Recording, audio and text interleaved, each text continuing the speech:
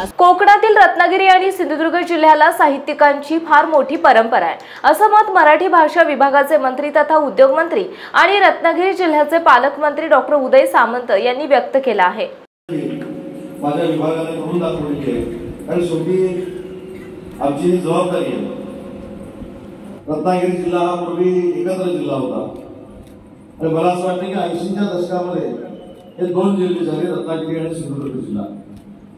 आज रत्नागिरी सिंधुदुर्ग जिल्ह्याला साहित्यिकांची फार मोठी परंपरा आहे। आज आपण पत्रकारितेचं जर साहित्य म्हटलं तर ते देखील पूर्वीच्या आपल्या एकत्र जिल्ह्यात आणि आताच्या सिंधुदुर्ग जिल्ह्यात सुरू झालं आणि तो बाळशास्त्री जांभेकरांचा वारसा आज आपण पत्रकारितेमध्ये देखील बघतोय आणि बघायला मिळतो। आज उभा कांड्याला मंगेश पाडगावकरांच्या जन्मगावी आम्ही कवितांचं गाव त्या ठिकाणी जाहीर केलं, कवितांच्या पुस्तकाचं गाव आम्ही जाहीर केलं आणि तिथं देखील एक दालन सुरू झालं। मला अनेक लोकांचं आश्चर्य वाटलं, राज्याचा मराठी भाषेचा मंत्री झाल्यानंतर ज्या दिवशी मला कळलं की 27 फेब्रुवारीला काही कार्यक्रम करायचे आणि 27 फेब्रुवारीला कार्यक्रम करत असताना मी माझ्या विभागाच्या मंडळीला विचारलं की 27 फेब्रुवारीच आपण मराठी भाषा गौरव दिन म्हणून का साजरा करतो? जसं विद्यार्थी उत्तर देतात तसं माझ्या अधिकाऱ्यांनी देखील उत्तर दिलं की कुसुमाग्रजांची आठवण करणारा तो दिवस असल्यामुळे आपण मराठी भाषा गौरव दिन 27 फेब्रुवारीला जाहीर करतो। पण मराठी भाषेच्या विभागानं पुस्तकांचं नाव जाहीर केलं, पण आपल्याला अशी कधी बुद्धी झाली नाही का की ज्यांच्या नावानं मराठी भाषा गौरव दिन आम्ही साजरा करतो त्यांचं शिरवाडे जे गाव आहे ते गाव पुस्तकांचं जाहीर करावं। ते म्हणाले अशी संकल्पनाच पुढे डोक्यामध्ये आली। कदाचित नियतीनं असं लिहून ठेवलेलं होतं की शिरवाडे गाव हे पुस्तकांचं गाव मी मंत्री झाल्यानंतरच व्हावं आणि म्हणून ते देखील आम्ही जाहीर पुस्तक केलं नाही। मी 26 तारखेला मराठी भाषा गौरव दिनाच्या पूर्वसंध्येला तिथे गेलो, त्या दिवशी आम्ही त्याचं उद्घाटन केलं आणि नुसतं उद्घाटन केलं नाही तर कुसुमाग्रजांच्या नावानं महोत्सव 2 दिवस करण्याचा शासनाचा निर्णय शिरवाडे गावामध्ये घेतला आणि ती कार्यवाही देखील आम्ही पुढे केली।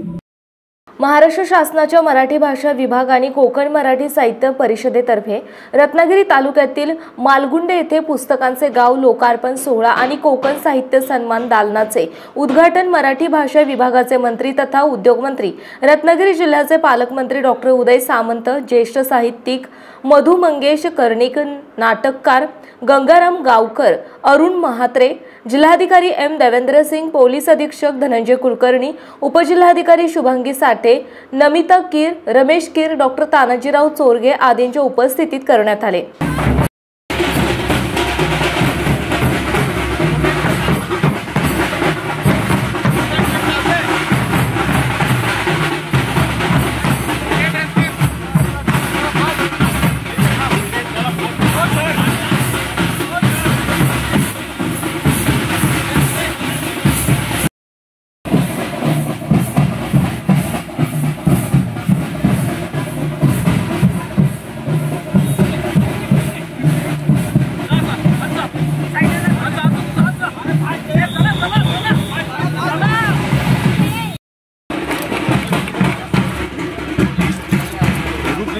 देशाचे पंतप्रधान नरेंद्र मोदी यांच्यामुळे मराठी भाषेला अभिजात भाषेचा दर्जा मिळाला, असे पालकमंत्री डॉक्टर उदय सामंत मालगुंडे येथे आयोजित कार्यक्रमात आपले मनोगत व्यक्त करताना म्हणाले।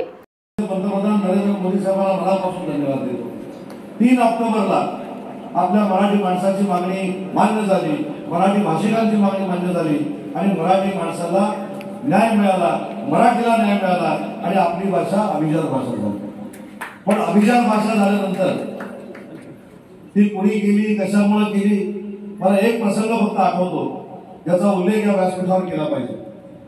2016ला देवेंद्रजी फडणवीस साहेब राज्याचे मुख्यमंत्री होते आणि अभिजात भाषेचा दर्जा मराठीला मिळत नाही म्हणून आझाद मैदानाच्या रडणत्या उन्हामध्ये जर पहिलं मोठं आंदोलन कोणी केलं असेल तर ते पद्मश्री मधु मंगेश कर्णिकांनी केलं होतं। तर अनेक लोक विसरले असतील परंतु शासन विसरलेलं नाही आणि म्हणून अशा साहित्यिकाच्या माध्यमातून, अशा माणसाच्या माध्यमातून केशवसूत स्मारक उभं राहिलं। बाई आमची सगळ्यांची जबाबदारी, रत्नागिरीकरांची जबाबदारी आहे हे टिकवणं आणि हे फक्त महाराष्ट्राला आम्हाला दाखवायचं नाही तर भविष्यामध्ये परदेशातले देखील लोक कवी केशवसूत कोण होते आणि त्यांनी काय साहित्य लिहिलंय हे बघायला मालवणमध्ये आल्याशिवाय राहणार नाहीत। आणि मालवणवासियांना देखील मला विनंती करायची आहे, खरं तर कोकणामध्ये असं म्हटलं जातं की पिकतं तिथं विकत नाही। मी ज्यावेळी लंडनला वाघनखं आणायला गेलो होतो त्यावेळी केशवसूतांचा आदरानं उल्लेख लंडनमध्ये झाला होता, कुसुमाग्रजांचा आदरानं उल्लेख लंडनमध्ये झाला होता, मंगेश पडगावकरांचा आदरानं उल्लेख तिथल्या मराठी लोकांनी केला होता, मधुबाईंचा आदरानं उल्लेख तिथल्या लोकांनी केला होता। पण आपल्याकडे परिस्थिती अशी आहे पिकतं तिथं विकतच नाही।